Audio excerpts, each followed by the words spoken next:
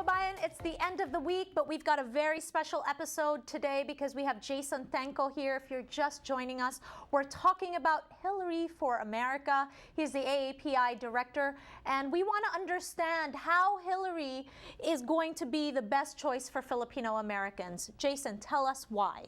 Well, I'll start with her journey from Arkansas, her and President Bill Clinton.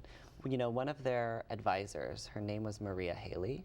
She passed away, but she's Filipino-American. Really? And she was one of the Clinton's economic advisors at the time, starting in Arkansas when it was then Governor Bill Clinton, and they took her to the White House with them. And she was actually the first Filipino-American confirmed by the Senate to a Senate-appointed position with the Export-Import Bank. And she's Filipino-American, starting with the Clintons from Arkansas. But what Maria Haley actually did when she was at the White House was she actually brought other Filipinos along to help that political pipeline. So that was one of the first things with the Clintons, is that they have been, they have Filipino-American leaders in their circle. Okay, and that's important, right? It is, because you want your White House, you want your administration to represent the country that you're supposed to represent, but you also want to make sure that it's diverse. And having, folks like, Irene Bueno, Vida Benavides, those individuals who really have been leaders within the Clinton campaign and circle, really ensuring that once we're in the White House, we also bring, Filipino Americans along with us too.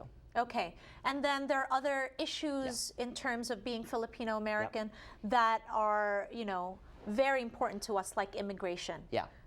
Explain to us what Hillary's platform is in terms of immigration, and how is that going to impact Filipinos? Definitely. So she wants to actually push for comprehensive immigration reform to be passed in her first 100 days. She's going to present legislation in her first 100 days. So that's one of the kind of campaign goals that she has, is to present immigration reform, because it's so important. And if you look at Filipino Americans, just think how they got to the U.S. Exactly. Through family visas, right? Getting petitioned by relatives. A lot of people actually don't know that of the visas that are currently in existence, 40% come from Asian countries.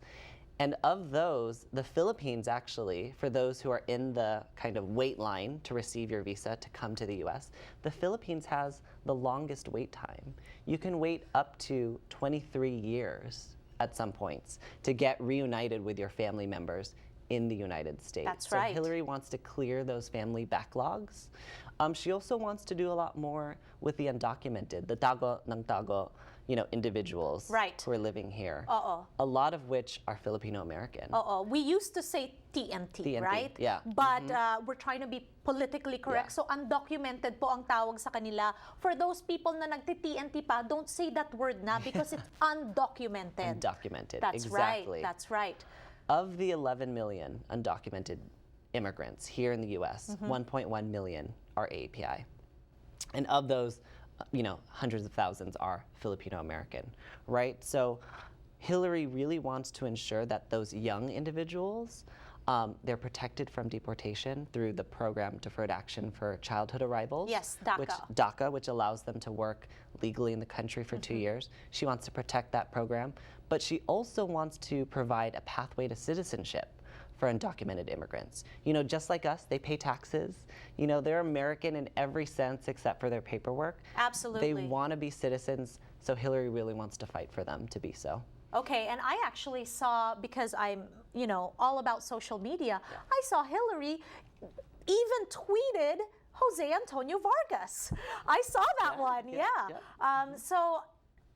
besides immigration, which obviously really affects the Filipino American community, what about jobs? Because that's huge on our list. And us Filipinos have 3 jobs full time. Yep.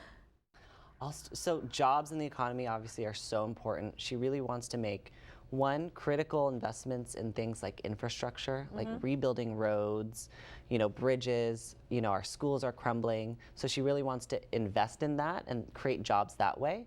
But she also realizes that small business is really the backbone of the country and creates most of the jobs, actually. And so what she wants to do with small businesses, think of the kind of mom and pop, Filipino American, stores that we own, restaurants and everything, the small businesses that exist. She really wants to, cut the bureaucracy that kind of holds them back.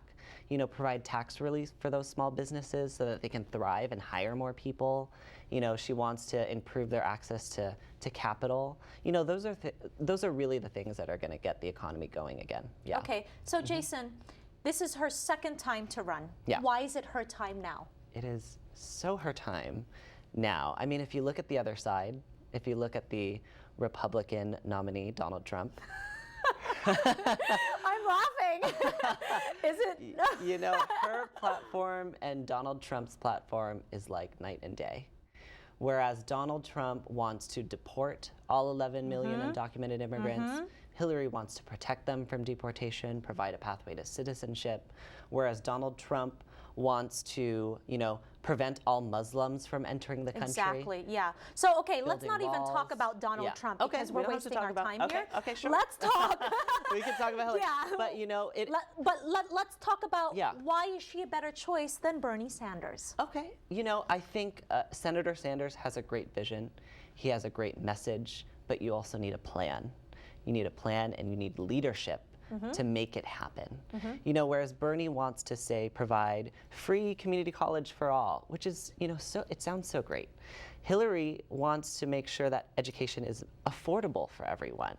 If you're a millionaire, if you're a billionaire, if you can afford school, you should pay for it, right? The taxpayers should not have to pay for it for them, And also, I think Senator Sanders' plans really raise questions about how are you going to actually implement it? How are you going to get free community college with a Republican Congress, with Republican governors? Are they going to support it?